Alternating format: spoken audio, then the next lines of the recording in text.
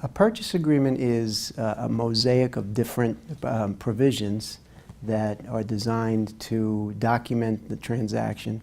It's the primary document in a transaction. And some of the key elements of a purchase agreement are that it identifies the parties to the transaction, and it also sets out the principal business terms.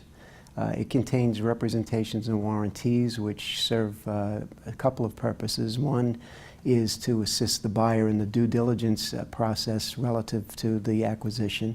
And it also allocates risks, because if there are any breaches of those representations, that usually leads to some sort of liability on the part of the seller, or a purchase price adjustment, or indemnification. The indemnification provisions are some of the more hotly negotiated provisions in a purchase agreement, and they tend to deal with what happens if something goes wrong. There's many issues that come up in connection with their negotiation.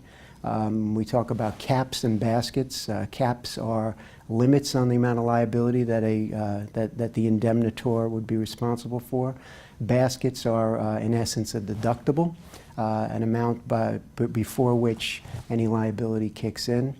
There are exceptions. There are survival periods. The indemnification may last 18 months, 2 years. In some instances, with some representations, it may have a longer lifetime, and all of those elements are negotiated in unison. The agreement usually also lays out covenants that are both pre- and post-closing covenants, what people are responsible for in advance of the closing, and in some instances what they are responsible for post-closing.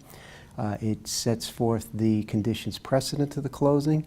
What happens if something goes awry prior to a closing, termination provisions, and then provisions like the indemnification clauses, which deal with what happens if there is a breach of representation or other liability creating issue that comes up during post-closing.